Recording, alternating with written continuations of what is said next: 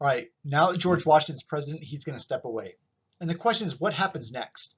So today we're going to just go through some of the first 7 presidents and talk about some of the important things they did. Again, this video is not all comprehensive. There's a lot more in the book and other readings. I encourage you to read that, but I want to go and touch some of the main points of each of these presidents. So when Washington steps away, it turns to the election. While there are 2 parties, there are multiple candidates from each party.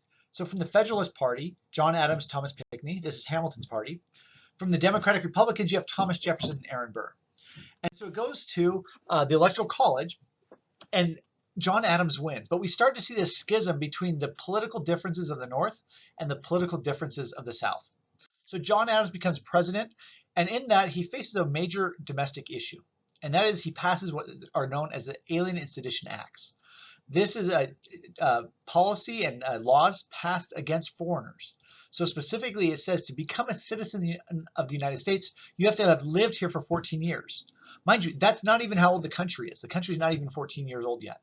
And so it's trying to make it harder for people to become citizens. Furthermore, the president could depart any foreigner deemed dangerous.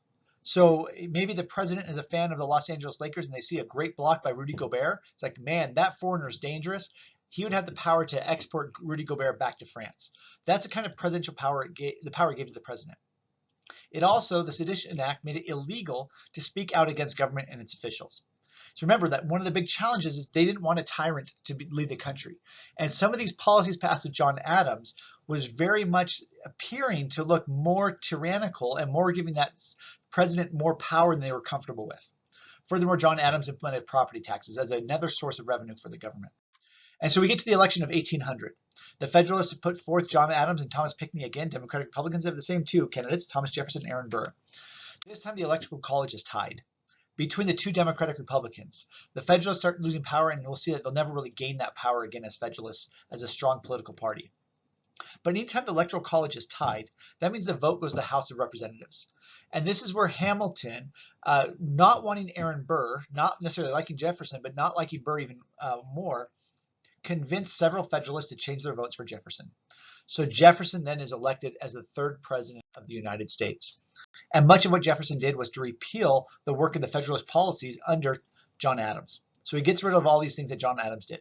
Second, he starts focusing on the policies that are much more in line with his political view. And one of those things that we see is the Louisiana Purchase. Again, the opportunity with the war in France. France and England are in war. France also loses control of Haiti. And so therefore, they don't need the land of America. Their colonies in America are diminishing greatly. And they need money to help fight the war. And so they agree to sell the Louisiana Purchase, this area right here, to be transferred from French territory to United States territory. And so it came at a price tag of $15 million. The U.S. paid $3 million with a down payment, and they issued the rest with a bond. Now, Thomas Jefferson didn't like the idea of a national bank, but there was a national bank. So he was able to use that to facilitate the issuing of bonds and to actually raise this money to pay France for the Louisiana Purchase. And as we think about, well, what would this do? Think about the output production function we covered at the start of class. If we add a lot more land, the production of the country is going to increase. And in fact, what we start to see is this is going to lead to a lot of economic growth. By 1808, we get into the next election. This is now James Madison is running against Pinckney and others. And it turns out Madison carries the day. That the Federalist Party now is a regional party. It's no longer a national party. Madison wins the election, and a couple years into his candidacy, the National Bank comes up for renewal, and he does not renew the charter. So in 1811, there's no more national bank. As a result, the number of state banks triple over the next 5 years, showing that there was some competition in the national bank with those state banks. But this became a problem because in 1812, Madison gives a speech to Congress and declares war. Now, why would the United States go to war against England? Well, there's 3 main issues. The first is the British were putting trade restrictions on the colonies. All right, the second is the impressment of American sailors. So Britain would steal the American sailors, capture their boats, make the sailors fight in the war against France, and this was a very big problem. The other is as the United States kept expanding west, they were encroaching upon Canadian territory, which is a United Kingdom territory, and on Native Americans. So the Native Americans turned to England to help support them. And so they go to war. Unfortunately, the country was not financially prepared for this war. Under Jefferson, he reduced the size of the military, focused more on state militias than on a federal military. They closed the Bank of the United States. It doesn't provide the United States government with funds during times of emergency. Jefferson also lowered the taxes. Therefore, there wasn't the money, there wasn't the revenue that they needed to be able to pay for this war. And so they tried to borrow money from state banks. And a lot of these New England banks refused to offer financing for the war under the conditions that that the government was asking. It took until 1813, a whole year into this war, to actually get funding through tax legislation. And so it really started off the U.S. on a very bad foot to be able to fight this war. The other thing to note about this war is England stopped fighting with France. And so once the English kind of dedicated their full resources against the United States, it was really bad. They ended up burning the White House, and in 1814, they finally signed the Treaty of Ghent to end the War of 1812. As we get to the election of 1816, this is known as the era of good feelings. The Federalist Party is no more. John Monroe is elected as president and continues to lead in the notion of the Democratic Republicans.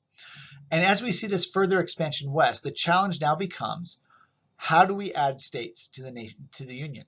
Specifically, there are states that are pro-slavery and states that are anti-slavery, free states, slave states. And the goal was to maintain equal number of free states and slave states in the Senate, because any law to pass had to go through the Senate. And so they didn't care so much about the House of Representatives. That's harder to control based on the population of each state. But if they controlled the Senate, then they could be assured that no policies could be passed to change the current institution of slavery, because in the early 1800s, it begins to take off. And we'll talk more about that after the second midterm. And so the Missouri Compromise was that they would add Missouri as a slave state. They would allow slavery in the state of Missouri. And to balance things in the Senate, they would add Maine as a free state. But they established this line, this red line on the southern border of Missouri. And going forward, any new state added to the Union that was north of this line could not be a slave state. States south of this line could choose for themselves. So they'd given states' rights, but it was a states' right issue based specifically on slavery. And we'll see that this is short-lived, only 30 years before this compromise is no longer valid. When we get to the election of 1824, this is now John Quincy Adams, William Clay, William Crawford, and Andrew Jackson, 4 Democratic Republicans running for office. And there's not a clear winner in terms of the Electoral College wasn't able to select a winner, so it goes to the House of Representatives. Well, in this, Henry Clay strikes a deal with John Quincy Adams. He says, I will lend my support to you and endorse you as president if you make me Secretary of State. Now, Andrew Jackson and some of these other Southerners were very upset about this, because this is what led Andrew Jackson to lose that election. John Quincy Adams is then elected as president through the House of Representatives, and Henry Clay becomes the Secretary of State. Jackson deems this the corrupt bargain and argues that this is what politics is leading to, and this is what the Democratic Republicans stand for, and he will not stand for it. So him, Martin Van Buren, John C. Calhoun formed their own party, the Democratic Party, and it's a party very strong in the southern part of the United States. Under John Quincy Adams as the president, they focus a lot on what's called the American system. He proposed this idea of the American system, very much in the Hamiltonian notion that the country was to develop and create an environment where businesses could flourish. So the government would build roads and canals to provide the infrastructure. They would establish a Department of the Interior to help plan the expansion west, create national universities, and do a whole lot with research and other things to help create that environment so businesses could flourish. And that was the notion of John Quincy Adams. But near the end of his presidency, he passed what was known as the Tariff of Abominations. Not the best name for a tariff if you think it's a positive thing. But this set a very high number of tariffs on imported goods and raw materials. As a result, much of the South, which relied on a lot of these imported goods, lend their support then to Jackson. And Jackson wins by a landslide in the election of 1828. He was elected with the hope that he would repeal the Tariff of Abominations. He doesn't.